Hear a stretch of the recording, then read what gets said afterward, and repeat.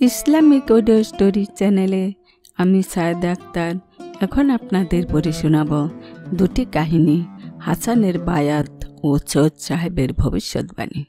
আসসালামু আলাইকুম। মাহমুদিয়ায় ব্যবসা করতেন শায়খ মোহাম্মদ আফসোস শাহ। তিনি একজন ভালো লোক ছিলেন। বেশ কয়েকজন ছাত্রকে নিয়ে তিনি কবরস্থানে যেতেন। সেখানে সুন্নত তরিকা মোতাবেক কবর জিয়ারত করে মসজিদে বসে ওজিফা পাঠ করতেন। শায়খ মোহাম্মদ আফসোস শাহ ছাত্রদের ওলি আল্লাহদের জীবন কথা শোনাতেন। এসব কাহিনী শুনে তাদের অন্তর নরম হয়ে যেত আর চোখ থেকে পানি পড়তে থাকত। তিনি খোঁড়া কবর দেখিয়ে বলতেন, শেষ পর্যন্ত এই কবরেই আমাদের ঠাঁই নিতে হবে। তিনি কবরের অন্ধকার আর ভয়াবহ অবস্থার কথা আলোচনা করতেন। শায়খ আফসোস শাহ এ সময় নিজেও অঝরে কাঁদতেন। এতে হাসান ও অন্যান্য ছাত্রদের চোখ থেকে পানি বের হতো। অন্যান্যদের সাথে হাসানও বিনয় ও নম্রতার সাথে তাওবা করতেন। হাসান শায়খ হোসাফির ভক্ত ছিলেন। এ অবস্থায় তিনি দামানহুরে গিয়ে শিক্ষক প্রশিক্ষণ স্কুলে ভর্তি হন। দামানহুর শহরে রয়েছে শায়খ হোসাফির কবর। হাসান নিয়মিতভাবে সেই কবর জিয়ারতে যেতেন।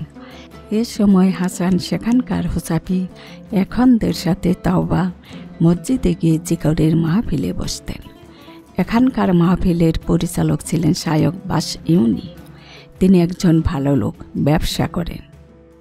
তার কাছে শায়খ হোসাফির কাছে বায়াত করাবার জন্য তিনি আবেদন জানান। কোনো কামিল আল্লাহর ওলির কথা মতো চলার প্রতিশ্রুতি দানের নাম বায়াত হওয়া।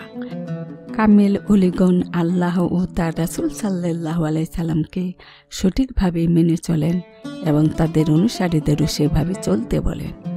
শায়খ বাস ইউনি হাসানের আবেদন মঞ্জুর করলেন। একদিন শায়খ হোসাফি রহমতুল্লাহ এর পুত্র সৈয়দ আব্দুল ওয়াহাব হোসাফি দামানহুরে এলেন। এই খবর পেয়ে হাসান খুব খুশি। তিনি সৈয়দ আব্দুল ওয়াহাব হোসাফির হাতে বায়াত করেন। তার সাথে থেকে হাসান আরও ভালো হতে পারলেন। আব্দুল ওয়াহাব হোসাফি ছিলেন পুত পবিত্র চরিত্রের লোক। তিনি লেনদেন ও আচার ব্যবহারে সুন্দর ছিলেন।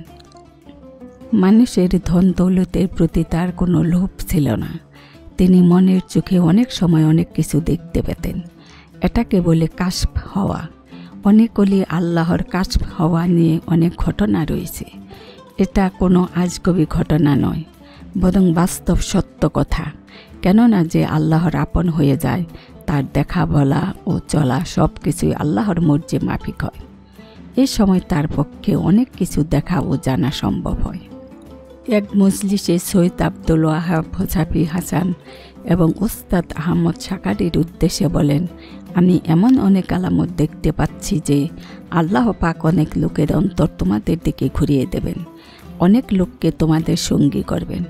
যে সব লোক তোমাদের আশেপাশে জড়ো হবে তাদের সময় সম্পর্কে আল্লাহ তোমাদের জিজ্ঞেস করবেন, তোমরা কি তাদের সময়কে ভালো কাজে ব্যয় করেছিলে না সময়ের অপচয় করেছিলে?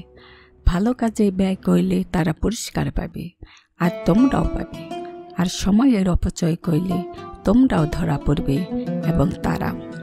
সৈয়দ সাহেব হাসান ও ওস্তাদ আহমদ শাকারিকে উদ্দেশ্য করে যা বলেছিলেন পরবর্তীকালে তাই ঘটেছিল। দুজনেই লক্ষ লক্ষ লোকের নেতা হয়েছিলেন। তারা তাদের অনুসারীদের সময়কে ভালো কাজে ব্যয় করতে সাহায্য করেছিলেন।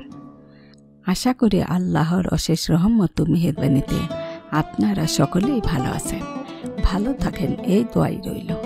আর সেই সাথে প্রতিদিন নতুন নতুন ইসলামিক ভিডিও পেতে এবং ইসলামিক জ্ঞানের চির নতুনত্বকে উপলব্ধি করতে অবশ্যই সাবস্ক্রাইব করবেন। আসসালামু আলাইকুম।